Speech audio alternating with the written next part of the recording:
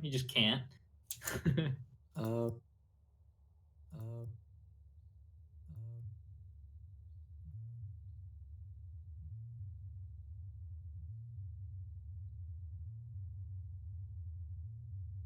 I can send you the OPs. Here's their OPs. Oh, well, Well, hello we're there. back. I had everything possible to muted on OBS, so I don't know. But we're cool to set up. For everybody that's still watching, we will be right back. But you might just hear us in the background setting up.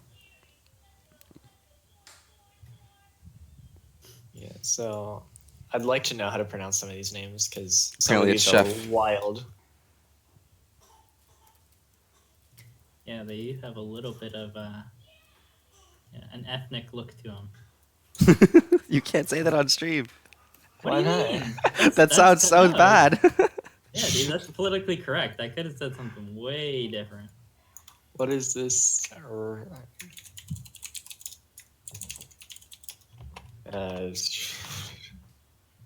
What did this guy play against us? Boptus.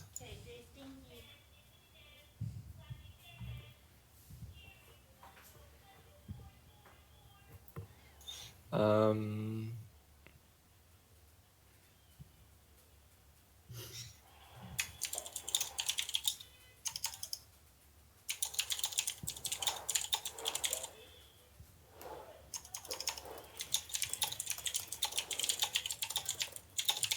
Man, these OP.GGs, they kind of all over the place. I don't really know what to expect this game based on their champ pools. yeah, I'm more so looking at like the match reports.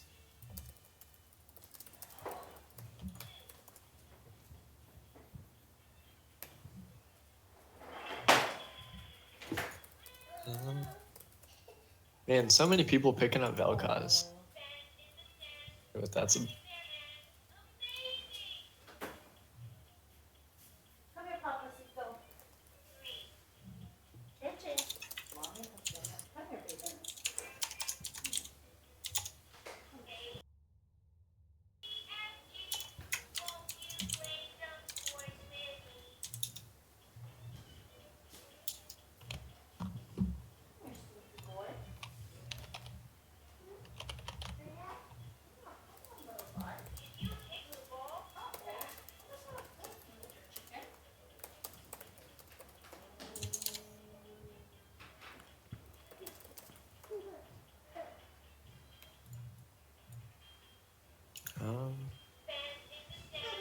if they'd answer me, that'd be fantastic.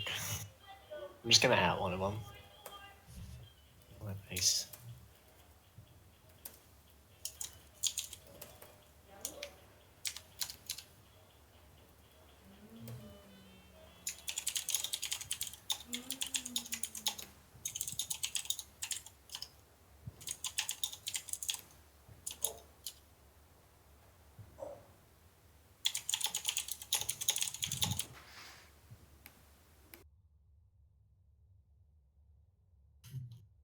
Some of these names are kind of funny. Yeah. At the same time. Dogblood seems. Yeah, he I don't know didn't whether play to in be the last scared game or. though, so that's why I'm checking. Uh, Yeah, is there other support playing?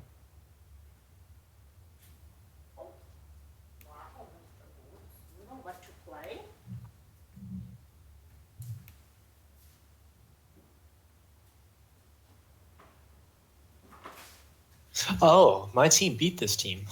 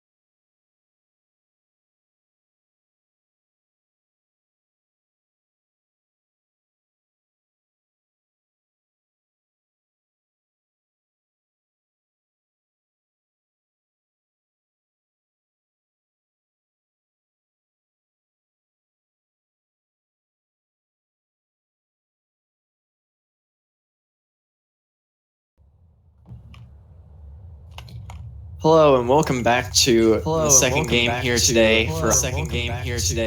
We will be having OTAL on the blue side versus the team we just saw, ELG, on the red side. They went ahead and did pro draft, so you won't get to hear my godlike guesses on where things will be picked. Yeah, I mean, But not going over team comps yet, but just based on like mentalities, I mean, ELG kind of lost that last game pretty hard, so they're going to be, you know, I mean, hopefully their mentality can stay up and stick in this with OTA Lethality, who are fresh out of the gate. yeah, hopefully they can have that quick mental reset, get back, get untilted, and just come on top of this game. I do not tolerate cowardice. Yeah. I believe they will be picking their own champions, so this is not the actual order that they were picked in, but these are the champs they will be playing. And we have the Jackson and the Mordekaiser. I feel like that lane is very skill dependent, but at the same time, timing dependent, based on if Mordekaiser can ult the Jax. This is just based on solo matchup, but if the Mordekaiser can ult the Jax after the Jax presses R, he gains a lot more stats from his ult, so hopefully we can see that timing pulled out properly. Yeah, but I think the Jax will probably have the easier time in the 1v1, even with those stat changes as the game gets later and later. Yeah, as the game gets later, he'll be able to scale really easily in 1v1 that Mordekaiser. So we do have Volibear jungle, Talia mid into the Kiana.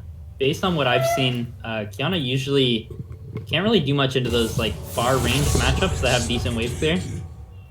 So maybe you're going to be looking for the roams towards bot lane and top lane to get some kills. Yeah, I think they'll look for a lot of roams onto the top side, just knowing what the team comps are with my omnipotence. But it will be very easy for them to lock down the Jax and really punish him if he does choose to stick with the Ignite and not actually go TP. Yeah, I really doubt to see any solo kills in the mid lane. Kind of like the last game we saw, where very passive, except both these laners are very aggressive. But at the same time, I think the jungle pressure is going to be very high in the mid lane, so solo kills probably won't be coming out. We do have the Jinx Yuumi, so that hyperscaling is on the side of ELG here. So getting into this game, we're going to have OTAL for top lane. It's going to be Doodle on Jax, Calamity on Volibear for the jungle. Mid lane's going to be Homie on Talia. ADC is going to be Macabre on Sivir. And support will be Say I Won't on Karma. And then on the side of ELG, we will have Mr. Chef in the top lane piloting Mordekaiser. K9 in the jungle playing Jarvan. Wombat in the mid lane on Kiana. C9 Sneaky, not the real Sneaky, playing ADC as Jinx. And Chaotic Good Boy on Yuumi in the support role. And the last second change to TP there from the Jinx, very smart change, in my opinion. And the Yuumi changing Ignite to Exhaust, so just want to be a little bit safer in that lane. yeah, I mean, I like to see the safeness out of the Yuumi, but at the same time, they have a lot of healing on the side of OTA. They have the Jax, who's going to be just healing based off of like his base lifesteal and depending on the runes he takes and whatnot from Conquer. And then the Volibear passive with Karma shielding with Fiends. It's going to be a lot of healing. So the only Ignite they're really depending on is the Kiana. Maybe an early or a third item Executioner's coming out from the Jinx. But other than that, it's going to be difficult to deal with that survivability in fights. Yeah, we do see the Jax switching to the TP as well, which is, I think, better than the Ignite. Not necessarily for the matchup, but just for the overall game state and pressure. Yeah, we do see Talia also take the barrier here, so a little bit scared of the Kiana. I don't blame her. That champion has the ability to one-shot you at level 2, so playing defensive is not that bad, especially when you don't need the TP on someone who has that ult that can, go cross map. Yeah, and another interesting thing is Kaiser. He's 50-50 like Barons and Dragons. He's going to be able to ult the jungler away for a good amount of time. So that's going to be one thing that they're going to have to try to play around and really keep in mind when trying to go for these objectives. Yeah, the Kiana and Jarvan combo is going to be very interesting to see. I mean, if they can pull off these ults together, it can be devastating to an entire team. The Kiana ult can spread so far, depending on where the Jarvan ult is. If it's attached to any walls, it can spread basically across an entire quadrant of the jungle. So we will see how that works out. I do not believe that we will see any invades. Both sides kind of don't have anything to lock down level 1. Except for maybe the Mordekaiser E, but I don't see him willing to start that. Yeah, there's no real chance of invade. I mean, if there is, it's going to be very cheesy. Some sort of, detriment to some sort of, matchup. Either Jax having to start E and then flashing in, or Volibear having to start Q instead of having a good clear with his W or E. So I think we'll just see the standard 5-point as well. And we are hopefully getting into this game now. Yeah, I'm still loading up. So the no-skin Volibear versus the no-skin Kiana. We'll see which non-pay-to-win is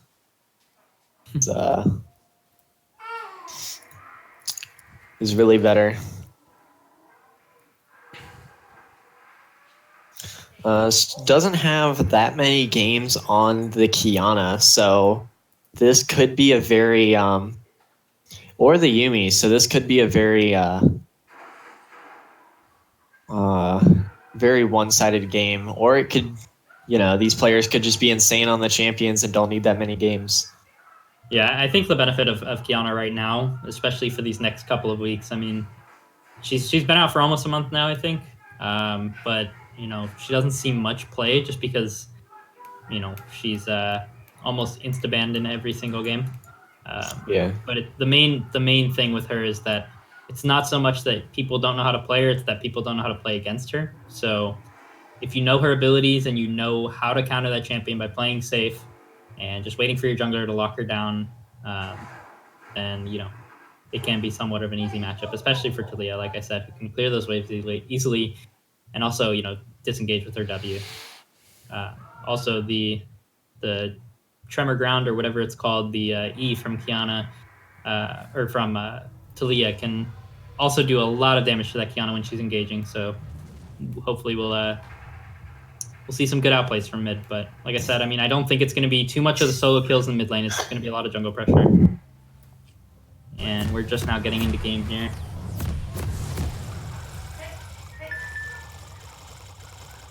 So we got a C9 fan, if you guys couldn't tell, the Jinx.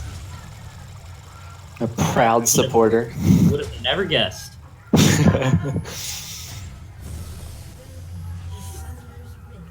And I believe the first dragon is going to be an air drake, so really not going to benefit either team. I think air drake is the third worst drake in the game.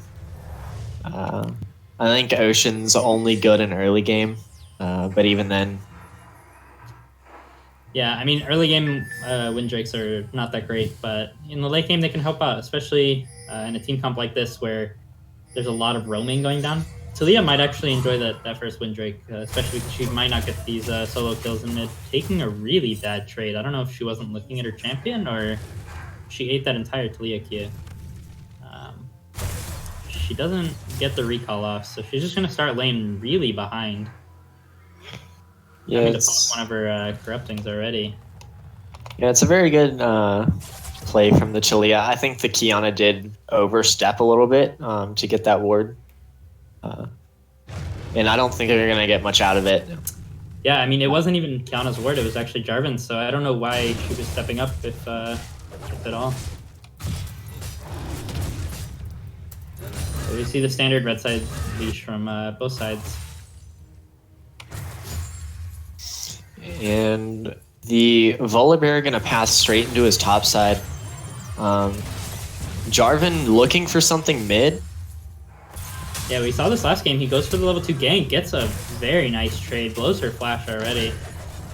So the ping's coming out, so they do know that, you know, they have the timer on it. Jax and Mordekaiser are trading pretty evenly. Yeah, it's just going to be a slap fest in the top lane again. Yeah, Jarvan goes over to his blue side, so he's going to be about, you know, 10 seconds behind on his clear for that mid-side gank, but should be all right. Yeah, I think getting the flash is definitely worth delaying the clear a little bit. Yeah, he's actually looking to either go into the bot side jungle of ELG here, or sorry, of OTA, or go back for a return gank mid. I mean, Taliyah is kind of overextending without vision, but playing towards yeah, the I top think we're gonna see it too. I think he's coming in right now, yeah, and it's gonna hit. Yeah, we're gonna see a lot of burst here from Kiana, and very well played from both of them. Yeah, just the repeat ganks from this Jarvan are going to be super strong if people don't have their flash up. Yeah, and I mean, as we said in the beginning, I mean, she takes that defensive spell, so she doesn't have TP, Taliyah that is, so Jarvan just helps her shove the wave in, and then Volibear is forced to stay mid, which can, you know, allow the side lanes to pressure a little bit more and maybe take some more aggressive trades.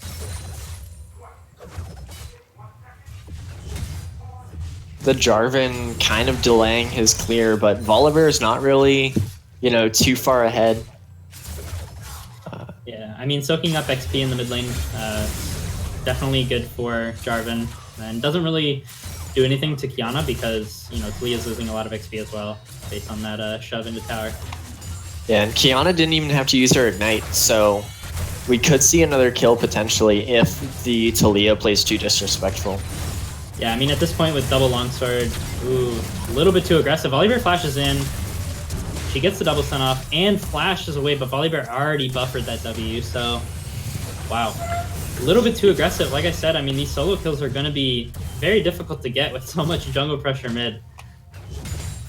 Yeah, it was just very good awareness and very good positioning from Volibear, knowing that the Kiana is going to look to punish Taliyah's positioning. Yeah, it looks like Mordekaiser may get strong. Yeah. And he does flash for it, and Jax flashes to the side. Jarvan flashes away. Volibear's almost in range, gonna get him knocked up.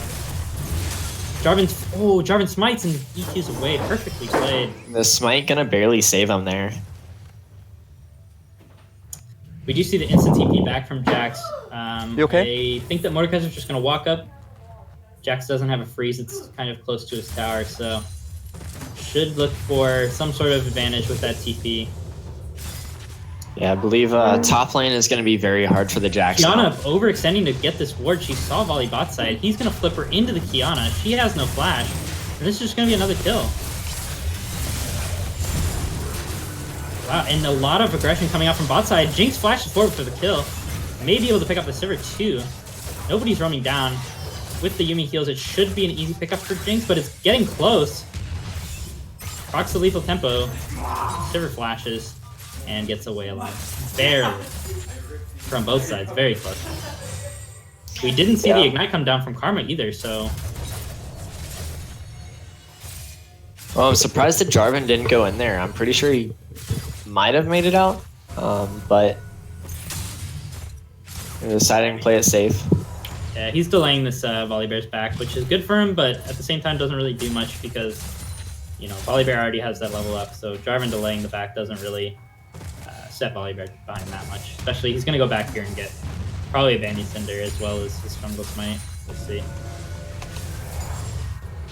Yeah, and the bot lane of ELG does have that TP, so they won't lose too much here off their back. Jarvan looking for this gank mid. He still knows that Taliyah does not have flash. And it's going to be another kill coming out. Barrier popped, Ignite popped for Kiana. And that's it's going to be a back and forth lane in mid lane. Talia does opt for the early Sorcerer boots. I don't know what for, but maybe just for that, you know, roam potential that she can get on the bot wave or something, but it's not going to matter too much the movement speed when you have a Jarvan EQing on you, so. Yeah, it's going to be very hard to dodge that one, especially if you don't have it. And we see Mordekaiser perfectly pulling Jax into his minion wave. The Conqueror is definitely working better out for Mordekaiser here. Yeah, Mordekaiser coming out the better in these trades. He does have the Seeker's Arm Guard, giving him that armor as well as the AP. Yeah, I mean, we see so much early aggression here in mid lane. I really enjoy seeing this play. It's already led to a 1,200 gold lead for the side of ELG here. Let's see if they can keep this aggression up. They know that Kiana, or Talia now has flash up, but they got her barrier down, so they may look for some more aggression.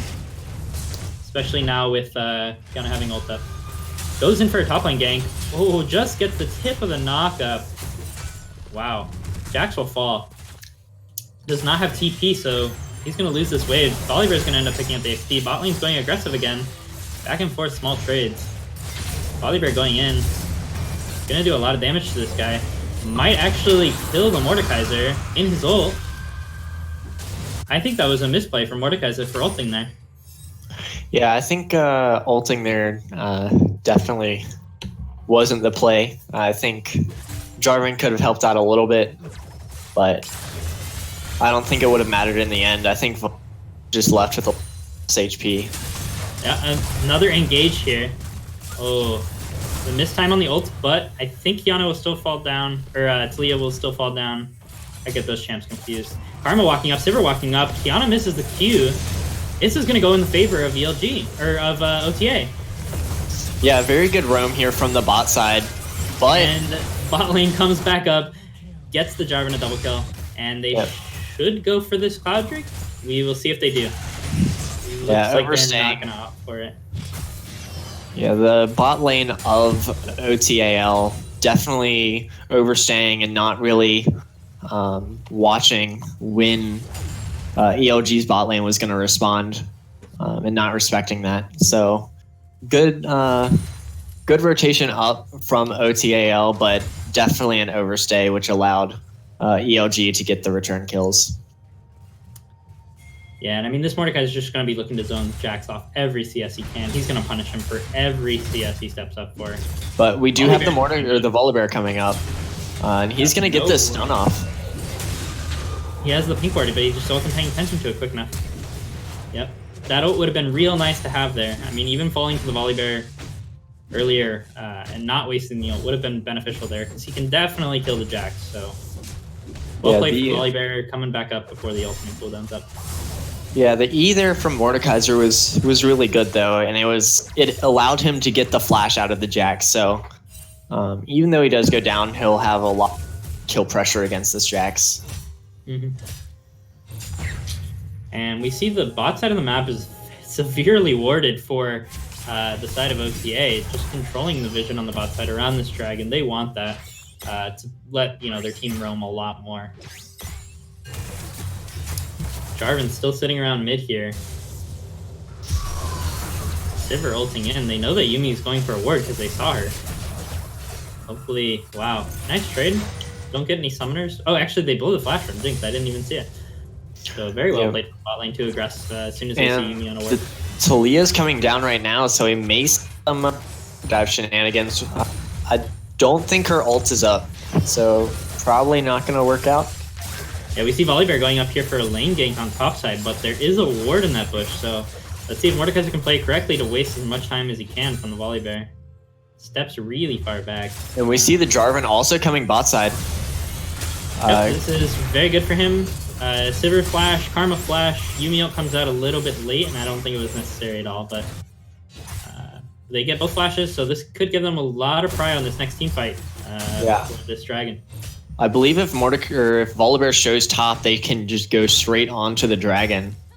Or which he is not going to opt into, or he is. He is going to start the dragon, I believe. That's gonna take a decent amount of damage, even with the HP that he has. But it looks like bot lane gets prio, so they can help him out a little bit. The Volibear showing top, not getting anything done, and it's going to result in the dragon going to ELG most likely. Yeah, Jax, you can see, is starting this Rift Herald. I don't know if he's going to solo it. Volibear going in mid. Kiana has her stun up. Goes for it. Ooh, Jarvan the double lands a snare. tip of the knockup. Wow, this fight is going in the favor of ELG so hard. This should be at least a couple of plates. Jax is losing plates top lane for this Rift Herald. I don't know if that's the right play. I mean, you want to minimize your amount of gold loss here, but if ELG has prio in every lane and can keep their waves pushed, there's no way that this Rift Herald actually works out for the side of OTA. And he's going to use his TP. Wow. Wow. A lot of resources given up here by the Jax. Doesn't have the TP, doesn't have the flash, and he lost 2 turret plates for the Rift Herald. He might actually go down here. I think Mordekaiser has the help to dive him. Yeah, flash Q, very perfectly timed. And Sivir, Karma may get a couple plates back in return, but in the end it's still going to end up. This is the Jinx TP. Very well played.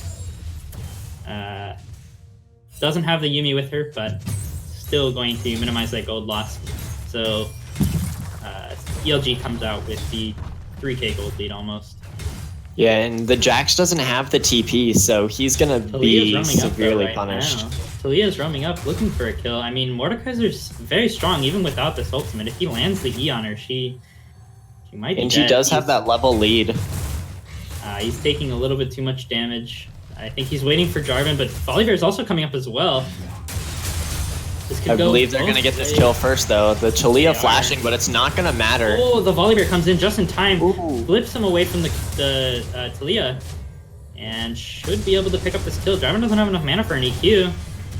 Gets the slow off. Yeah, Volibear does not get the chomp off. Jax uses the TP and doesn't get cancelled because it doesn't get cancelled by snares. Unfortunate. The Kiana roaming up here, though, and she does have ult, I believe. Yes, she does, and... Gonna stun the Jax, but the Jax gonna turn it on the Jarvan. The Jarvan going golden, saving his life. Kiana should be able to run this guy down with the Yomus. Before he jumps over the wall, never mind. And nothing comes out of it. I mean, they get a decent amount of plate gold from topside, so I guess the Rift Herald ended up being okay anyway. We see a lot of aggression here, but I mean, both sides are getting very low. Now it's just a battle of the supports. I think Yuumi is going to have to run away from this Karma. Yeah, it looks like Yumi's going to be going down. Talia's going to be here. Let's see if Karma gets the kill over. Ooh. Oh, no. And the Talia Q going the wrong way, but it's not going to matter. The WE landing. Taking down the Yuumi. We see a lot of these towers really low health for the side of OTA, so they're going to have to do something to answer this, or Talia or Kiana is going to get this first tower. Yeah, Volibear goes mid. Might actually win this trade. Nobody's coming to rotate. Jarvan's finally on his way up. Okay, Volibear backs out. Yeah, even though I like seeing the Kiana pick and think it's a very interesting change, I don't think Wombat has the games on it to be as efficient as you'd like. Very well played. Or does he? Ooh, very well played by both sides. The Volibear passive saving his life. Yeah, Kiana almost outplayed that, but doesn't get the chance to based on the healing from that Volibear passive. Even through Ignite, it's still too much. We see the on my way pings from Jarvan and Yuumi here, so they're looking to catch up with Karma here on the way back from her warding. And Karma doesn't have flash yet. Yep, Jarvan locks her in, has her flash up now. This should be a bot tower taken. I don't know why they're not aggressing on it, because they don't want this Jax to take it. Maybe they're stalling out for Dragon. They don't want to give up too much. They probably want to back here soon before this Dragon. Jinx does not have TP. Sivir's shoving the wave back in, so they're either gonna have to catch this wave and miss their back timer for Dragon, or let the wave go. Does look like they're pushing up, but a word will stop their efforts. Yeah, I'm not sure if this still. that E barely missing from the Mordekaiser would have dragged the Jax under the turret.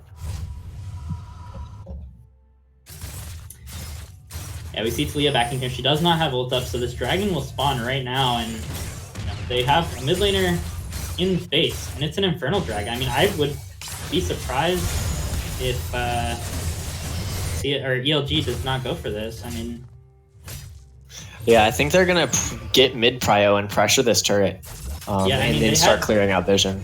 They have complete priority on it. They have the bot lane shoved. They have the Talia back from base, and Yana just stepping up way too far against Volibear and just getting annihilated. And losing that mid prio that they were trying to grab, and it might just be the Infernal. Yuumi ult goes down, secures the first tower, but Volibear's on his way down. Yeah, Volibear is, and Talia got her ult interrupted by the Jarvan knockup. This actually might go good for the side of ELG. If they can... Oh, they did not get the kill off. Mordekaiser TP's in. So Sivir spell shields the ult perfectly from Mordekaiser. And flashes the Jarvan ult damage. Very well played from Sivir. And Jax getting that top lane turret. Yeah, I Jax think it was does not have after. TP yet, so. Yeah, it was after. The ELG got the first tower, but they're going to secure this Dragon because OTA had pretty low health bars. Yeah, I believe it was a pretty... Ooh, Talia slowed, gets the ult off by Kiana, and they're just going to wait for her out of sight of this. Not perfect timing. Oh, Karma doesn't go over the wall. I think Mordekaiser's going to try and pick this up, but I think she's too fast. They secure the enemy red buff and look to get priority mid. Somebody's going to have to answer that Jax. Looks like Mordekaiser's backing for it now. But the Jax does now have TP advantage, so we'll see how they use that, hopefully to turn this gold lead around. But 3k gold lead ahead. ELG looking good. Yeah, I think if the Jax doesn't start backing now, he might get caught. But he is going to back and probably get out safely. I mean, both these junglers doing very, very well for their teams. I mean, both have high KP, or decent KP, but like I said, kind of predicted at this game a lot of mid pressure. I mean, there were, I don't think, any solo kills in mid. It was all jungle pressure. But we will see. Kiana still has a decent CS lead here, and 600 gold ahead on an assassin is pretty good as well.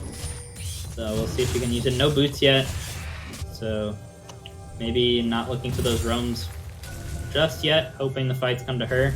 Jarvan may be caught out here. Just EQs the way to safety. Yeah, and Chaotic Good Boy doing his best impression of DJ Kush on the Yuumi. Yeah, it does not look like the ults are landing really well from the Yuumi here. They're very rarely connecting all 4 waves. Mordekaiser just ults the Karma and should be able to get this very easily. I don't know what the side of OTA is doing against this Mordekaiser. They should realize that he's a lot more ahead. But very well played from ELG macro-wise to go topside and abuse this Jax 1v3. Yeah, I think OTAL just really wanted to get that turret and just kind of tunnel visioned on it and didn't really care about the Mordekaiser all in. I mean, this opens up... Oh, the Volibear flashes.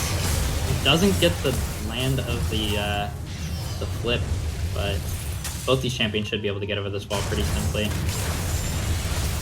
Jinx doing massive amounts of damage in these fights with the rockets. I mean, this gives so much priority to the side of ELG. They still have the TP disadvantage from topside, but Baron control should be their next objective here. Yeah, and I think that's one of the big advantages of Mordekaiser is being able to have that ult just someone away into the 1v1. Yeah, wow, Jax TP's bot to try and solo kill this Mordekaiser might end up doing it, but as you can see, ELG has already started up this Baron. Volibear went bot side to Talia went bot side, it's just the Karma defending right now. And that flash from Jax was very short. I think he just flashed in place. This can go very badly for ELG or very well. The Yumi ult finally comes out and connects. That's good. Jarvan and Kiana perfectly timed, but Jinx's mispositioning gets flipped by the volley bear. It looks like this is gonna go to the side of OTA. They're just gonna chase down the Jarvan. Jarvan has Jax has priority in the bot side, so they should just go for this Baron. Not all on the same page here for ELG. The Jarvan turned and went on the enemy team, which I think was correct play, but this was not on the same page. Jax goes in for a dive on Mordekaiser and just dies right away. And I don't think they have the damage to do this Baron. Yeah, they do not. Does not look like it. So a bit of wasted time there. Will it hit? Oh, it does not hit. Close. Yeah, Like a little said, bit of wasted time. This is a very interesting game. I mean, the top lane TP advantages are just being wasted away from OTA. I mean, they have had the TP advantage almost all game. Just wasting it away, though, to go match the side lane. Yeah, this Jax is just super far behind, and he keeps going for very risky plays onto the Mordekaiser that just aren't paying out. And he just keeps falling further and further behind. So even though we said that the Mordekaiser was gonna, or the Jax was gonna have the advantage in that solid one, in just the 1v1, even with Mordekaiser getting the ult on the ulted Jax, the Jax is gonna come online a lot later than he would have liked to. Yeah, and it looks like, I mean, they're going to have a hard time contesting this Mountain Drake. It should go down to Jarvan. Mordekaiser just beating up this volley bear. Yumi ult comes out to zone the enemy team away, but she does get flipped off, almost goes down. Jax goes in, is a little bit caught out. They're going to kill her. Jinx is going to whack on this Talia, and Mordekaiser, Kiana just going through their backline. Very sloppy from the side of OTA, just going in at separate times, looking like a solo queue game. Yeah, I think the Jinx staying there was really greedy, trying to get that kill onto the Talia. I think it would have just been better to, you know, just walk away. There. Oh, perfectly spell shields the Kiana ult, and she uses both summoners though. May get a return kill here. Nope, Jarvan procs the gargoyle. Oh, the wolves! Oh, the wolves killed him! Oh my goodness. Wow. Wolves are just way too good. Yeah, a little bit greedy from their that jungle mid duo, but I mean, he procced the gargoyle perfectly, but the Sivir had the ricochet going to the wolves, so it aggroed them. Unlucky for him. This is OTA's time to start looking for some priority and vision on Baron side so that, you know, they can hopefully secure this. Yumi's caught out all alone. Nobody there to jump to. Jinx is coming. They don't have the damage. Nobody was there. And I think that was one of the things that... Wow, this is looking so bad for OTA. Just getting picked off one by one by these Mordekaiser E's and these Kiana stuns. It's just gaining more and more of a gold lead on the side of ELG. Yeah, I was going to say before that fight broke out, one of the things that ELG got punished for in the last game was overextending for vision, which we almost saw the Yumi get punished for there. Yeah, I mean, she needs to have someone at least near to be able to jump to just in case, but I mean, luckily Volibear didn't have enough damage to do it by himself, but we see a 2-level advantage and an entire item advantage on the top side of the map. Kiana still does not have boots. I think this is an okay path because she does gain a lot of movement speed towards whatever element she has selected. So running down the river, you have that river buff. It's going to give you a lot of movement speed. Or having the mountain buff, it's going to give you a bunch of movement speed towards walls. So we see red side ELG going for a lot of vision. getting a decent amount of poke on their tank.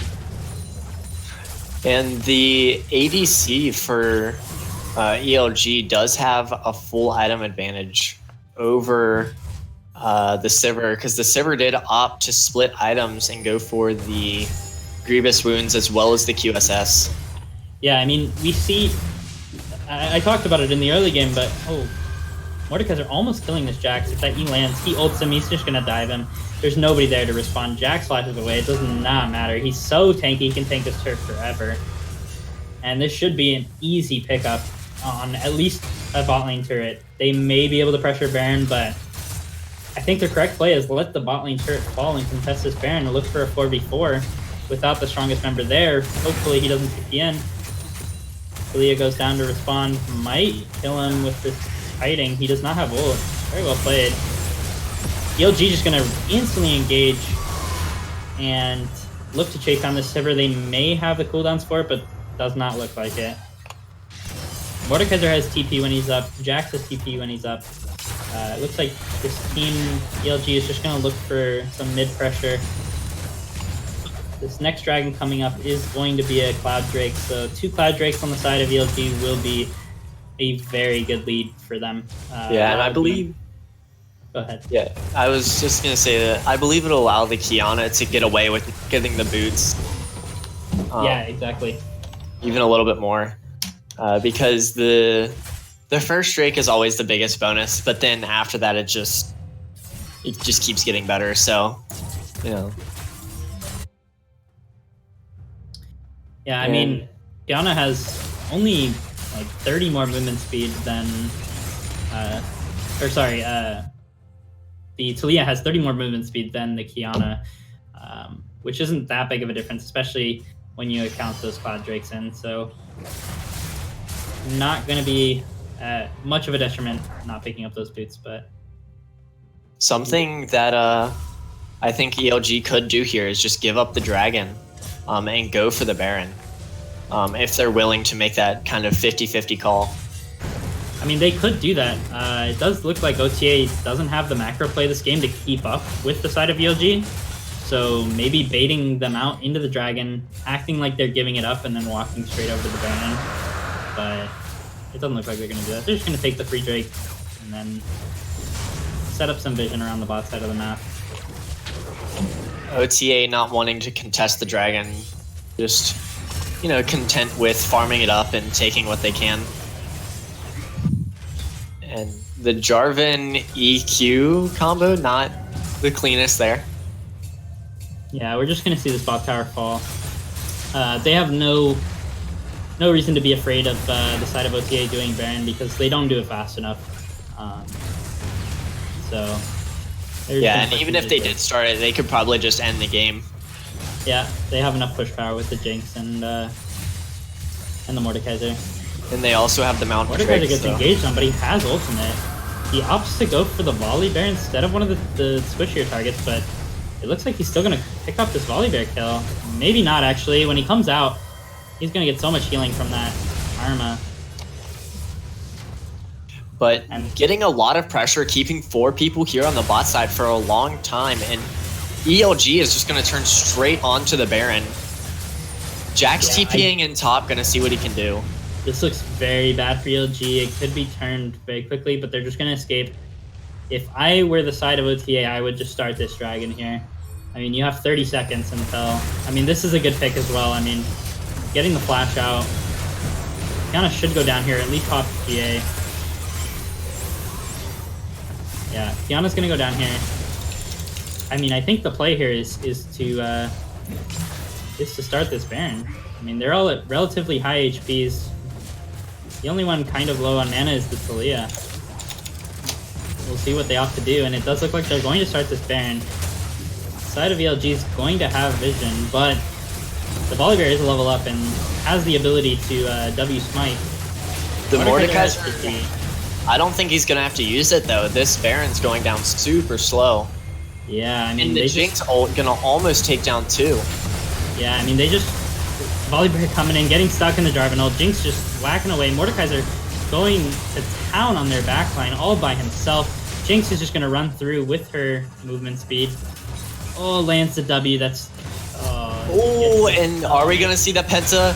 Yes, Penta kill for The Penta kill for the sneaky. Jinx. Well, The we Jinx see. coming in strong with the 3 items. I really think that OTA could have definitely done this Baron here a little bit quicker if they had that Volibear tanking instead of the Jax. Because whoever's tanking the Baron does do 50% reduced damage, so you don't want that to be your Jax.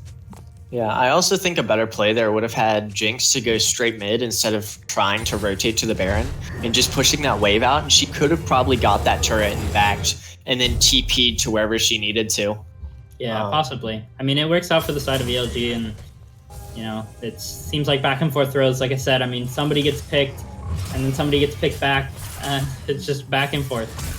So it could go anywhere. I mean, even with a 9k gold lead, this still could go either way. I mean, it just depends on how these teams macro. They're opting to go towards the mid lane instead of getting the bot lane pushed out further. I think they want this last tier 2 turret.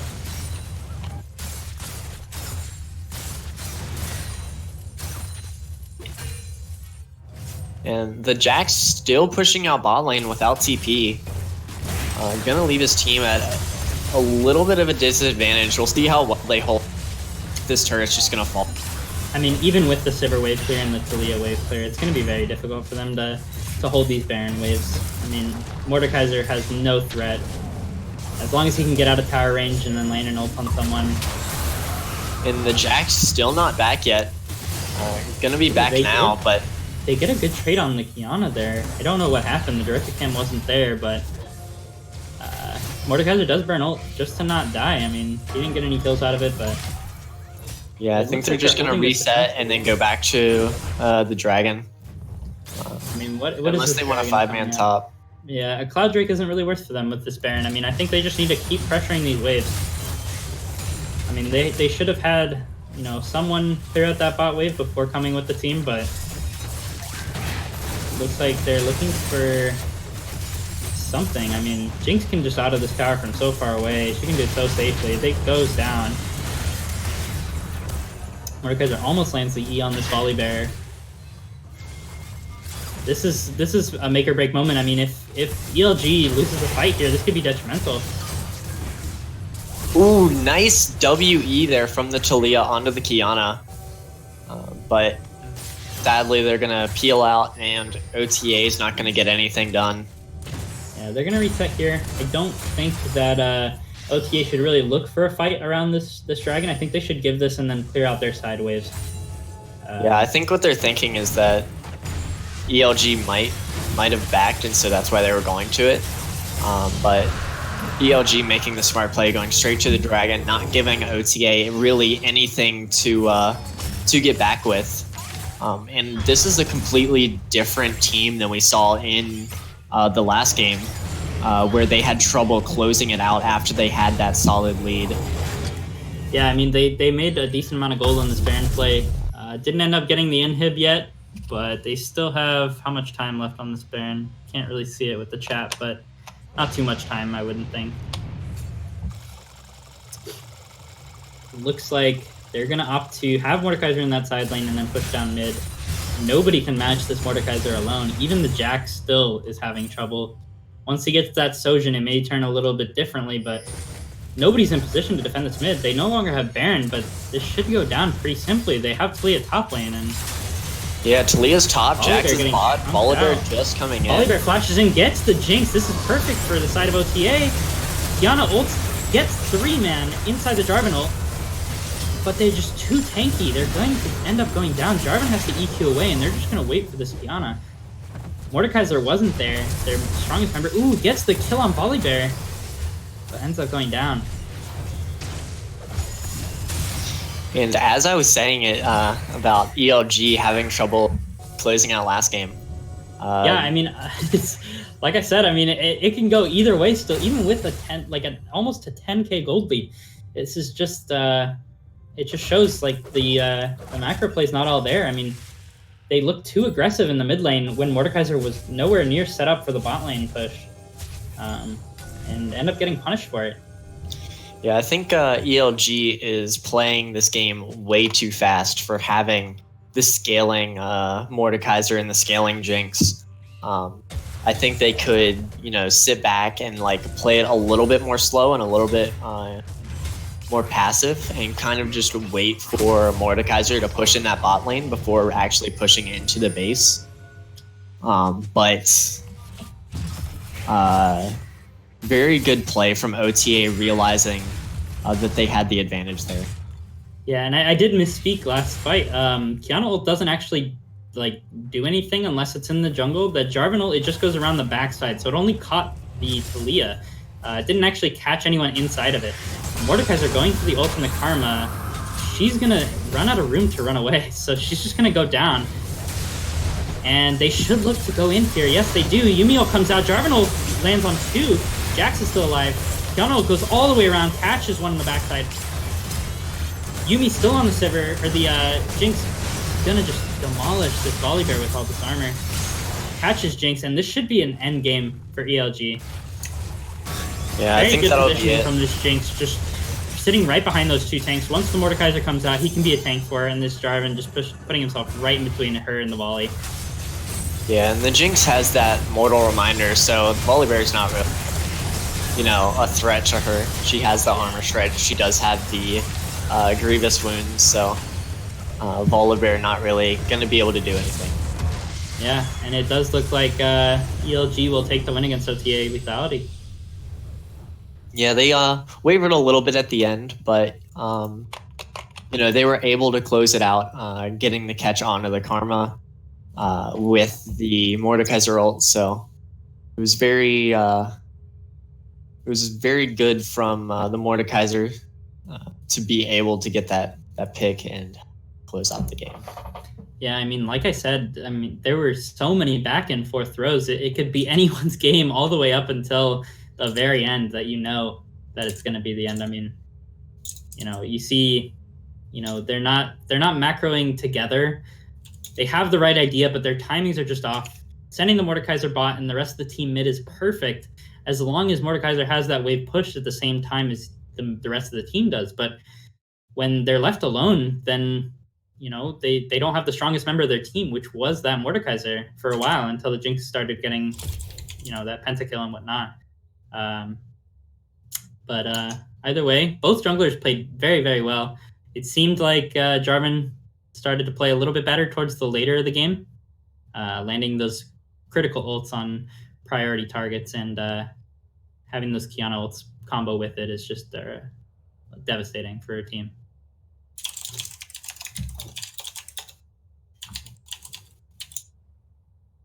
Yeah, and ELG said, "We're coming for you all." So, take that as you will. Whoever that's aimed at, I would assume CSU. Yeah, I mean, a rematch would be great. I think we'll have it. I don't know how the round robin or the gauntlet works, but I think our next match should be those teams, correct? I am not positive. Yeah, if you look at these damage charts, the Jinx just out-damaged everybody by 10,000. So, guys, coming up next is going to be Elyon Gaming versus Hawkeye Community College. And should be an interesting one. Hawkeye has been a fan favorite of OL. And we'll be right back.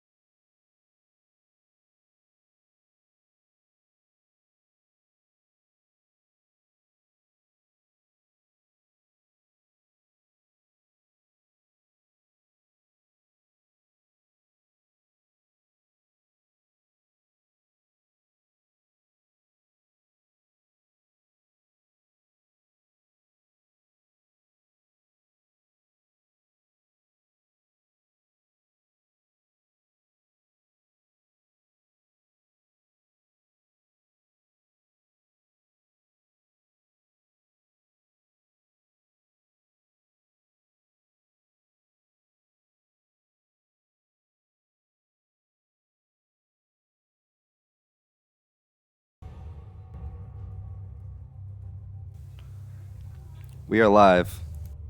Hello, and welcome back to Optimal League. On the blue side, we have HECC, and on the red side, we have ELG. Once again, trying to run all the way through this gauntlet. 3-0. And we will get into this pick ban. Mordekaiser being banned away, Karthus being banned away, and Jarvan being taken away from K9. So we will see him on something different this game. I think the Mordekaiser ban is definitely good. Mr. Chef is definitely good on that champion. So you see the Sejuani ban and the Jarvan ban. And the Nidalee going to be taken away. I know Nuez played it earlier in this tournament and did pop off on it. So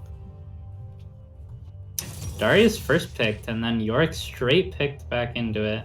Or, well, actually, we have Pro Draft, but still, these are interesting matchups to see. I mean, I don't know which one was picked first in the Pro Draft, because we're going based off of just the ambiguity of it. And I believe we're going to see this LCK strip with the Kai'Sa jungle. It's going to want to actually just power farm up and just become this complete powerhouse in the jungle without actually going for anything risky. It plays a lot like the Karthus jungle, where it just farms up and then, it takes scraps where it can. And then it wants to eventually just get to team fighting.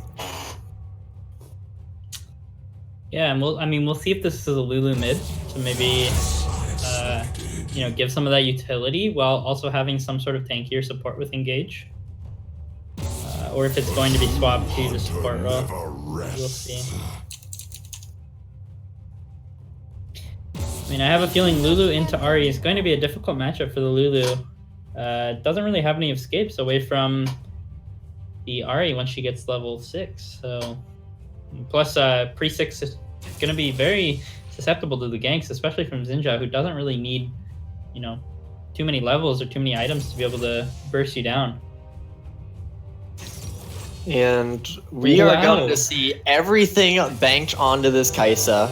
Everything, all the marbles are thrown into this Kai'Sa. Every ounce of team spirit, every ounce of drafting, every ounce of ardent meta thrown right onto this Kai'Sa.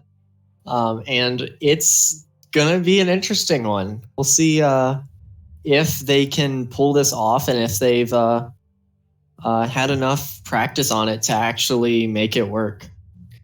Season 9, baby. Season 9. No, we're back in ardent meta. What are you talking about? Yeah, I mean, it's definitely going to be interesting to see this Morgana Karma matchup. I mean, if Morgana can land the spell shields, then it'll be perfect into the Caitlyn work lane, or Caitlyn Nautilus lane. But if not, Caitlyn Nautilus can get pretty ahead pretty quickly, especially because they don't really have the return damage as an standard AD carry lane does. So for Hawkeye Community College, we're going to see Big Man Horus in the top lane on Darius, Nuez in the jungle on Kai'Sa, GRF Arcane on Lulu in the mid lane, Susboy Bebop on Morgana in the AP carry role, and Freshel of 10 on Karma in the support role. And then on the blue side for ELG, we're going to have Mr. Chef again on Yorick in the top lane, K9 on Xinjiao in the jungle, Wombat here on the Ahri, C9 Sneaky on the Caitlyn, and Chaotic Good Boy on the Nautilus. So, and seeing a bunch of different champions from the previous games on the side of ELG. We'll see if, they have a game plan. It's pretty clear that Hawkeye Community College knows exactly what they want to do. They want this Kai'Sa to scale up and hit that late game.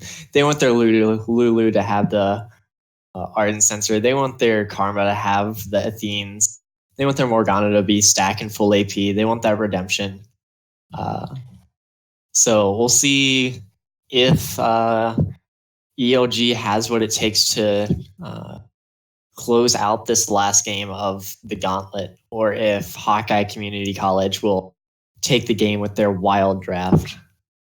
Yeah, I mean, playing against a team comp like this will be very difficult for ELG. I mean, they've been playing against the standard, 80 carry bot lane and, defensive mid laner that can just farm up. And, now they're against, this funnel basically.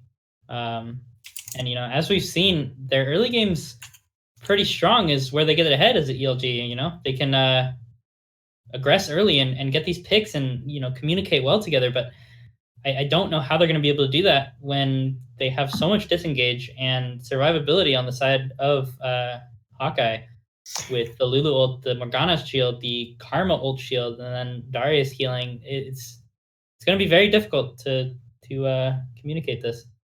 Yeah, I think if ELG does not close this game out early, then they're going to have such a hard time getting to this Kaisa and taking it down and actually pulling this game out.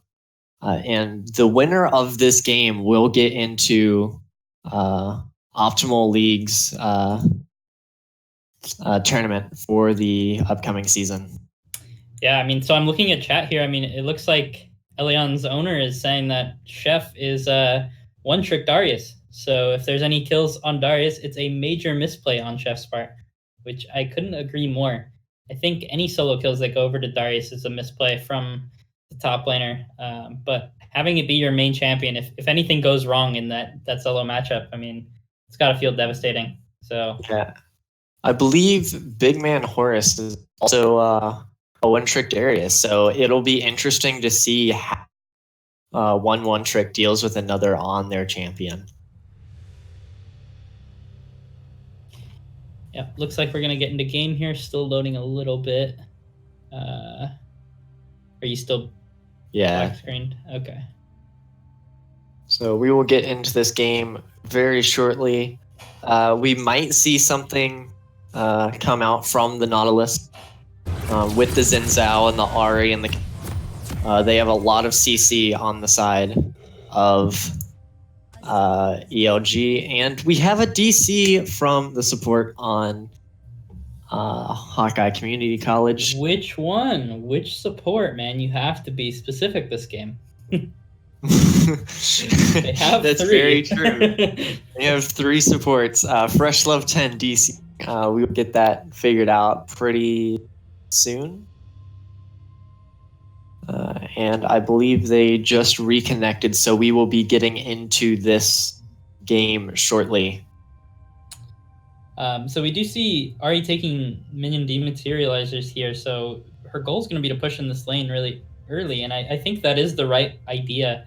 You want to get these tower plates against these champions that don't really have the ability to clear, like the Lulu, who has kind of trouble clearing by herself. And here comes the engage, or the invade from ELG, but Hawkeye Community College is stacking, and they're going to be prepared for this. And they might actually... Yeah, this is going to be a bloodbath if they run into each other. And it looks like they're going to.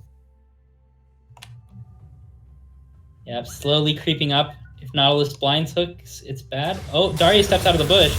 Gets binded. Darius gets a 2-man Q.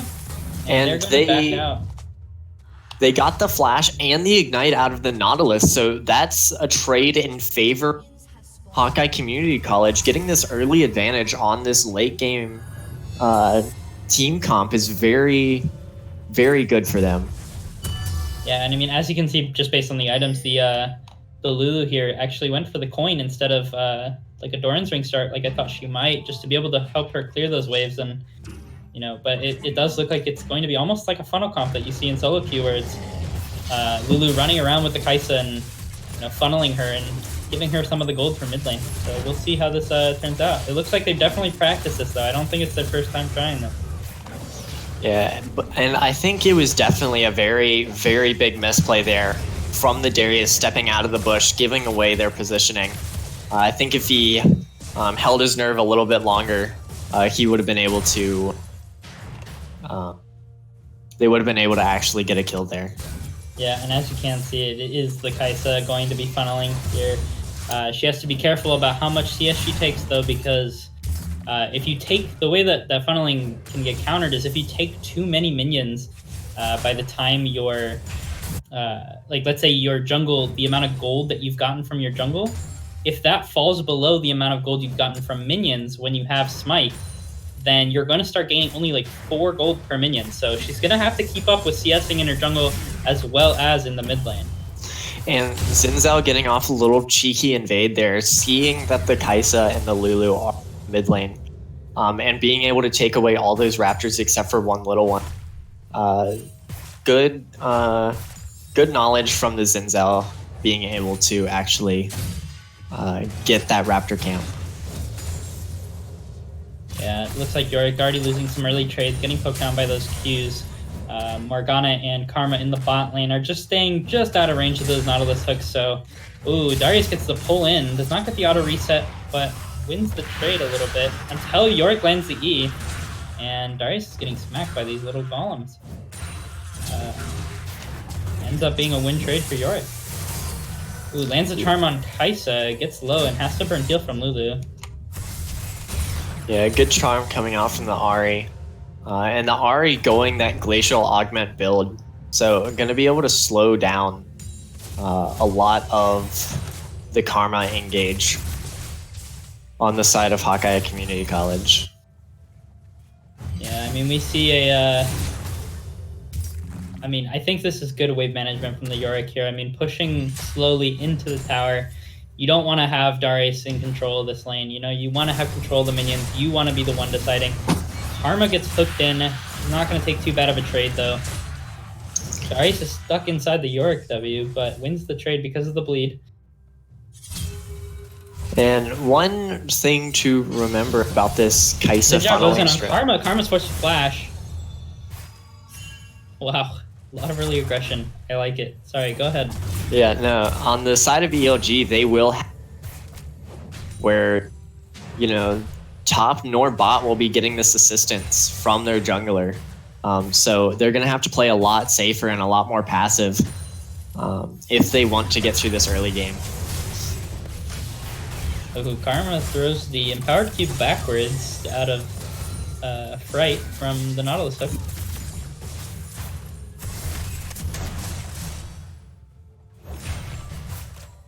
Yeah, so Morgana's the one that's going to be getting the gold for the bot lane here. Starts the D-Rang so that she can actually get the gold and not be punished for it. But yeah, this mid lane is playing out exactly like you see those Master Utarics, but isn't going to be as you know, oppressive and as tower dive heavy. But is definitely going to be funneling that early gold into Kaisa. She's going to be getting those upgrades very, very early, and just being able to run through the enemy team if they can't get on top of her. And as you can see, Kaisa's already level 6, and Xin Zhao is level 3. Going for this dragon, this is a very aggressive dragon. I mean, I don't really like this play. It takes so much time away from the Xin Zhao farming, and he almost dies for it too. I mean, it gets them the early Ocean Drake to survive a little bit more in lane, but I don't think it's very worth for the side of ELG here to go for that early. yeah, and if you look at the Kaisa, she is up 56 CS to Xin Zhao's 19, which is massive. Up 2 whole levels, and probably a good amount of gold. Yeah, I mean, as you see here, it looks like Darius is still controlling this lane. I mean, no matter how hard the Yorick tries, he's getting pulled in and losing these trades pretty hard. Yeah, all Yorick has to do, though, is soak pressure top and not really die to the Darius, and Darius won't be able to do much in the later stages of the game in terms of the split push. Yeah, Yorick will always top push, but I mean, I don't think that's what they need here. I wish I would have seen what position they were picked in, like what you know, succession if Yorick was picked first. Not a sense of hook. Morgana E comes out late, but it doesn't matter. They have too many shields. but I don't know if the York was picked into this comp or not. I would have liked to see something with more engage to maybe, you know, get on top of that Kai'Sa jungle.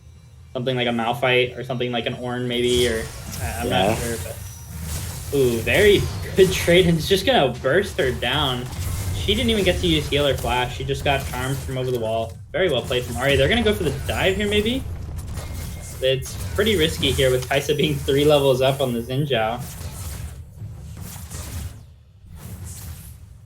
Oh, they may go for it now with Nautilus, though I don't see a problem with it now. Xin Zhao's still doing the wolves, not going to come over. Nautilus has the flash. I feel like if Xin Zhao was in position, they could have gone for this. Darius goes over toward the blue buff, so they're going to see the Xin Zhao if he goes for it. And the pick on the Lulu leading to those 2 turret plates mid. This late game comp really not, you know, working out in the early game like they wanted it to. Giving up an early kill. Perfect right here. Just going, waiting for that Kai'Sa to back. Lulu may have both sums, but it doesn't matter at this point. I mean, you have Nautilus, you have Xin Zhao, you have Ahri, all these champions that can just, like, demolish a champion when they're alone. So Darius going in. Kai'Sa almost getting the kill on Xin Zhao. Is about to get it. Yes, she does. Very well played. Flashes a charm. And goes in perfectly as soon as Nautilus goes toward the top side of the jungle.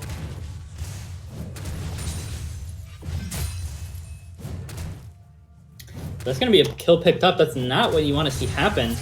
Kai'Sa, like I said, I mean, she has this 50 CS lead already. Getting her any more gold than she is already getting is just going to be really bad for your team.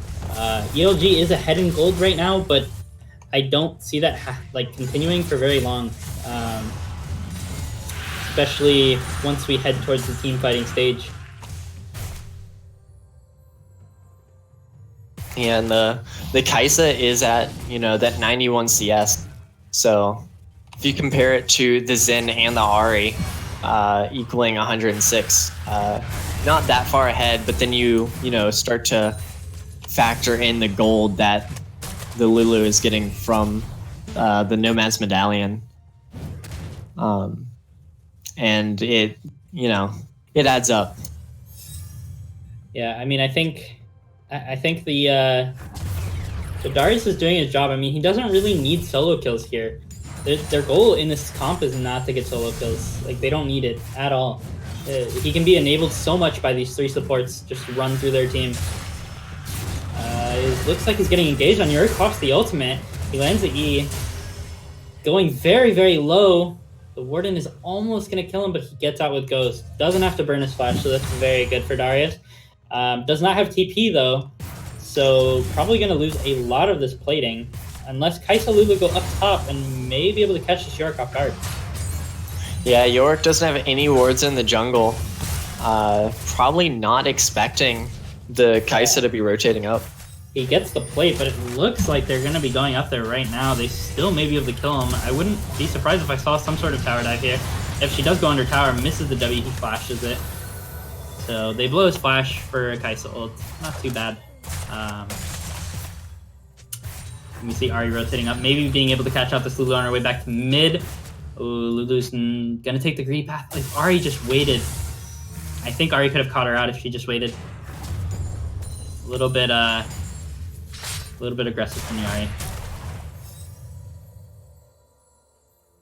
Yeah, a lot of these players just getting, you know, really antsy about, you know, the calls that they're making and not, you know, sticking to it.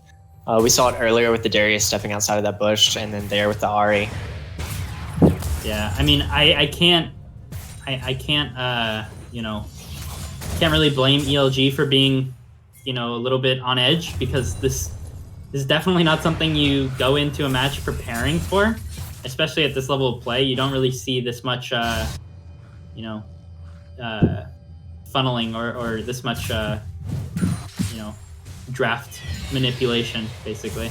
Yeah, comps are very, very stale as of right now. It's all, you know, the same thing over and over.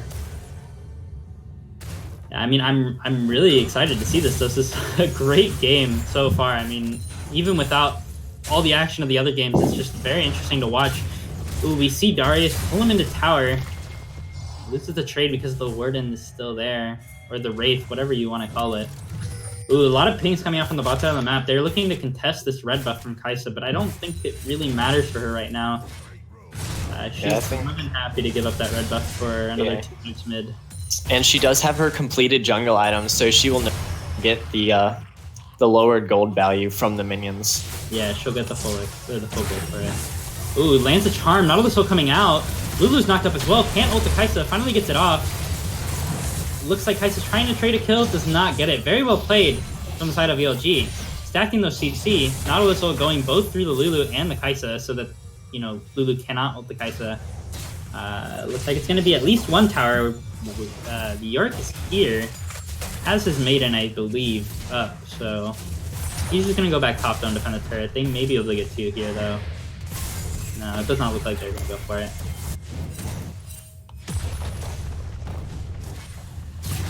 Yeah, and this Kai'Sa not really up that much gold in comparison to down about 1k. Just demolishing this Darius right now. I mean, he doesn't have to blow flash, but it's very, very close. I think, ooh, Nautilus going in too far. If that Morgana Bind lands, then it's very difficult for them to keep with this dive, but I don't see a reason for them to stay. Hawkeye is probably going to go down here. Morgana lands a 3-man. Hits all 3 of them and Zonia's perfectly. What a bait. Kai'Sa ults in, or walks in actually, didn't even have to ult, and picks up 2 kills for herself. Yeah, very good cleanup. Yeah, the very good cleanup there for the Kai'Sa, getting that gold back, and getting about back in with the same gold as the Ahri, so closing that 1k deficit. Yeah, they're catching me off guard with these plays. I mean, I for sure thought Hawkeye was going to be give up 2 kills there and maybe only get 1 in return for that bot lane dive, but I mean, oh, she goes down to the Rift Herald. Unlucky there. But very well played, like I said, from the side of Hawkeye. I mean, these are very high-level plays. Like I said, you can definitely tell that they practiced this comp. It's not their first time. Yeah, they definitely have the knowledge to pilot this comp and make it work out in their favor. Yeah, and I like the Luden's Rush from this Morgana, just giving her that edge to continue clearing the waves. You know, she did go for the W max almost. She put 4 points into it before putting any into the queue, so she wasn't really expecting to get any kills, so I like that leveling path. And looks like Darius is caught out by himself, but he's going to pull them into Kai'Sa. Kai'Sa's going to ult in, get ulted by Nautilus here. Lulu has the ultimate, pops it as soon as Ninja goes in, perfectly timed. Kai'Sa's cleaning up here, getting bursted down though by the Ahri. And this is going to be a cleanup for the side of ELG. Yeah, trading 1 for 3, definitely not what they want to be doing. It looked so good until Darius did not land that last Q that he needed for that extra HP. I feel like if he got that off, he may have been able to turn the fight with his ultimate, because he did get a reset, but... Yeah, this Lulu is just super far behind, and it's not really allowing the Kai'Sa to get the advantage that she wants out of this. Yeah, I don't feel as though the Athene's here is a good rush from the Lulu. I feel like an Ardent would be way better. Not only for the shielding power passive that it has, but I mean also for the burst damage that it gives the Kai'Sa with that extra like 25 damage per hit. It basically gets her a wit's end early game. Lulu's not able to do much damage to stack up on that Athene's.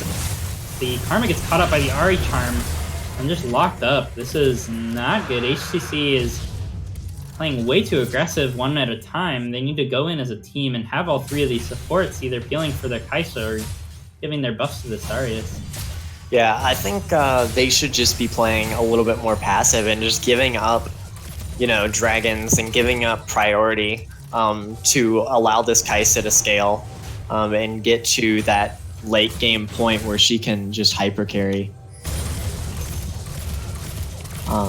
But ELG playing a super well controlled game, and again their early game has been phenomenal. in this game and in the rest of the games today. Yeah, I mean, I'm honestly kind of surprised that they opted to go for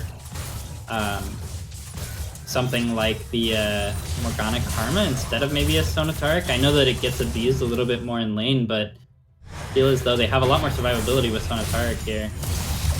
ELG just gonna run through these towers. I don't think they're gonna be able to get this one. Ooh, Nautilus ults, but it spell shielded right away. They do get this tower. Zoning ult, guys, zoning ult. Yeah, and Hawkeye Community College not paying respect to the push power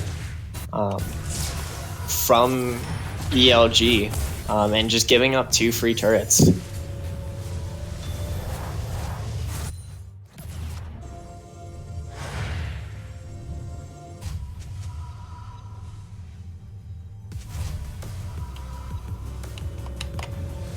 Looks like ELG going to reset here. Baron coming up in 2 minutes. I mean, if they can get this early Baron, this is where they need to push their lead. They have this gold lead now, almost 7k gold lead, which, I mean, it seems like a lot, but at the same time, it can still turn very, very quickly. If they get this early Baron, though, this 20-minute Baron spawn, it's very good for them, because then it becomes very difficult for this Morgana to wave clear and this Darius to wave clear against these split pushers. So we will see if they go for this early. Try and get a pick here, maybe on one of the supports, and then opt into push for this Baron. Yeah, that seems like the one, big problem with Hawkeye Community College's comp is they just don't have that much wave clear. Even with the full AP Morgana's W, and the Karma Q and the Lulu Q against a Baron. They're a Baron wave. They're not really going to do that much. Yeah, ELG is setting up the Baron by pushing down all these side lane turrets, opening up the map so they can maybe chase someone down or pick someone out on their way to ward. Ari gets a little low, but got some potions to heal her up, so... Yeah, ELG just giving away these turrets, and I don't think it's that bad. They could be contesting for them and dying. So I think it's good that they've recognized that they can't fight for these turrets, and they need to just concede and just try to farm up. And I mean, as you can see now, if you look at the gold differences between the teams, I mean, it's kind of gotten out of control of HCC's hands. I mean, ELG is in the pilot seat. They can kind of do whatever they want as long as they do it as a team. The Ari is now at the same gold, a little bit less than the Kai'Sa, but that's very big just based on her kill participation. Even though the Kai'Sa has 60 CS up or so, it's not going to matter when she's getting picked off. Looks like HCC is preparing for ELG's Baron attempt. Yeah, I think they're just going to try to get down some vision on it and, make sure that ELG isn't doing it. But even if they are, I think if they fight them in a straight 5v5, they'd probably lose at this point in the game. Kai'Sa's still only on 2 items and is delaying it further with going for the QSS. The only thing she can really QSS is the very strong Caitlyn trap. So, it probably would be smarter to see one of these support go for my Kells just in case the Kai'Sa does get hit by one of those abilities, and allow her to just build all these damage items that she wants. Yeah, I mean, it seems like the playstyle in the very early game is works out for HCC, but if they go too early and they pull the trigger too early on this comp, then they're just going to fall behind because they don't have Kai'Sa with all these items yet. And none of their supports have Ardent Sensor, none of their supports have a Redemption. They don't have anything to keep her alive yet other than their base abilities that aren't going to do much because they're not getting any gold to funnel into those scaling abilities like the Lulu E or the Lulu ult. It's all going to be base damage. And HTCC opting to go for this mid turret instead of going for the dragon. But I think this is the good play from HCC. They can't contest this right now. They have to give up priority. They need to defend bot side. I don't think this is the right play. Okay, HCC does make the right decision and go bot, but it's a little late. They're gonna lose an inhib here no matter what. Yeah, I think if they don't go bot here, they just lose the game. So the call for Baron is very strange. Yeah, I mean, even without Mountain Drakes, the Kai'Sa does not do this quick enough. Like, she doesn't have the damage items yet. She doesn't even have upgrade Q, I don't believe. So it's very difficult. She only has 50 bonus AD, and she needs that, you know, that 40 or 100 bonus AD to be able to actually do anything with her Q. So she only has the invis right now.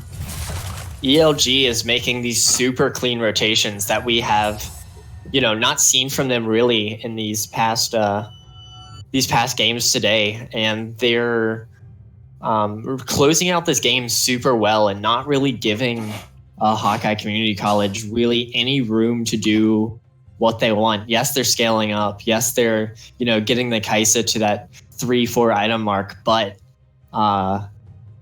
you know, ELG is just, you know, putting so much pressure on their base, and they got that bot inhib, which will give them so much more pressure over the Baron, especially since no one on Hawkeye Community College has TP to be bot lane and push that out, and then TP for when the Baron is up.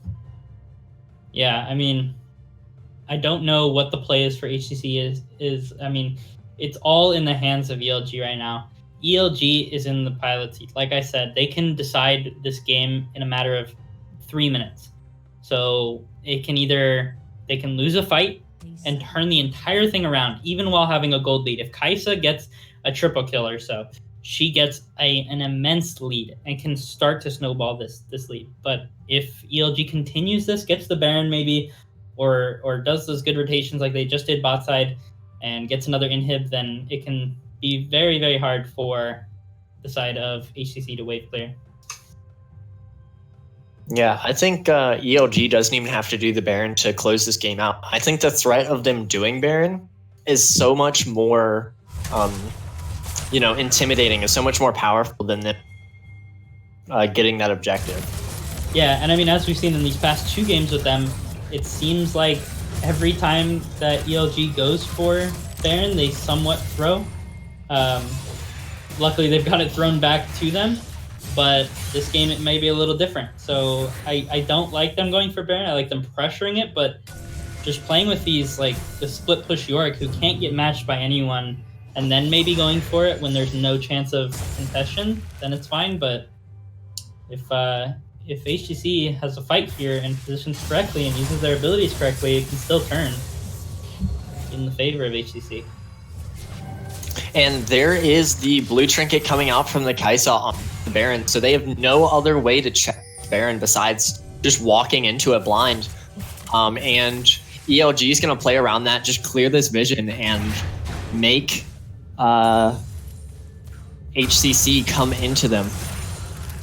Yeah, I mean, it's they're kind of just hovering around it right now. Kai'Sa can check her with her W, but that's about it. They just have to face check with the Morgana shield. Yeah, Darius is running up now from the bot lane, so I think the call is to go check it. But they do see the members of ELG reappear, so Darius is going to go back down and clear that bottom wave out a little bit more. Yeah, I mean, Darius has no way to get to this dragon. He doesn't have TP, so they're just going to end up taking this. I don't think... Yeah, Darius starts recalling. They're going to give this Baron over. And now it's time to see what ELG does with this Baron. Yeah, ELG, last game they got the Baron. They didn't really do all too much with it. They got, you know, the top turret, but they didn't really get any inhibs off of it. So we'll see what they convert this into and how they really force their advantage over HCC. I think this is a really good decision to just instantly go for this mid tower because you have the bot lane pushing and you don't want to give Darius or Kai'Sa any time to push that bot wave back so that they can fight you guys. You want to keep these waves pushing into their tower. You see Yorick going topside as well with the Maiden. I mean, it's going to be very, very difficult for HCC to defend these inhibs here. And as you know, I mean, triple inhib with Baron buff is almost impossible to defend. But Kaisa goes in here on Yorick, gets trapped, almost going down, and Kaisa ends up killing the Yorick. But the rest of the team is engaging here, and all of the supports just dying. Only one left alive is Lulu and Karma. This was Caitlyn ends up cleaning up the Kaisa, and ELG does end up taking this game, killing everyone before they do, though. And that was a very good call from ELG, recognizing that they could, force that full engage on mid once they saw Kaisa going in on the York. And just, knowing that HCC wasn't going to have any damage to back it up and able to close out that game super cleanly with that Baron. Something that they struggled with earlier today. So it's nice to see them able to bring that around and change that. And clean up that later stage of the game. They got their early lead. That's what they wanted against this team comp. They got that mid-game rotations down and really forced their advantage over it. And they closed out the game super quickly, not allowing this Kaisa to scale up. She got to 2 items, so she wasn't really able to put out the damage that she needed to. Yeah, I mean, I feel like if ELG here, I mean, they qualify for the position into OL, but I feel like they have a lot to work on still. They won these games today. Besides the one against CSU, they did end up losing that one. But in all the games they played, they had a very, very early lead by at least 2K every single game, but just ended up throwing it away in the mid to late game. And luckily, like I said, getting it thrown back to them. So one thing to focus on for them is going to be definitely their late game abilities and late game macro plays together. But that last game definitely showcased that they turned it around. So very well played by them. Yeah, and ELG's last quote for this gauntlet run is, ELG said Papega Boys and GG Wildfire and Illyrian. So shout out to 2 teams that weren't able to pull it through in this bracket and pull through and get into OL, but both of those teams still very good. Yeah, I mean, I have to give it to HCC, even though they lost the game. I think it was a valiant effort. It was poorly executed once they started fighting. A little bit too early fighting instead of just going for picks like they were in the early game. But once they just started getting dove, they just couldn't make up for all that lost gold. But I like the valiant attempt at the funnel comp. I'm glad to see it. It's something that they can work on and maybe pull out against other teams that people don't really expect. Yeah, HCC really looking like a Gigabyte Marines, but poor man's version. Not really able to pull out those weird comps and make them work, but it's always fun to see stuff like that. And I think K9 really played phenomenally in every game today. The last game, he made all the plays happen mid with the Jarvan. He got the Kiana ahead. He was able to really just get all these games moving and get the advantages that his team needed early, and then allow his carries to close it out late. Yeah, I mean, it was phenomenal play by him. I think him and his support have good synergy together when it comes to the early game and roaming together a lot. I love to see that. Those 3-man dives in mid over and over and over in that last game were great. I just think they need a little bit of work towards scaling that into the later game when it becomes a lot more pressure. But glad to see that it was ELG coming back after the defeat from CSU, coming back to win both those next games and getting into the league. It must feel real great for them. Yeah, and on behalf of Optimal League, we'd like to welcome ELG into the league. We will see you in 10 days, 11 days. All right, OL signing off.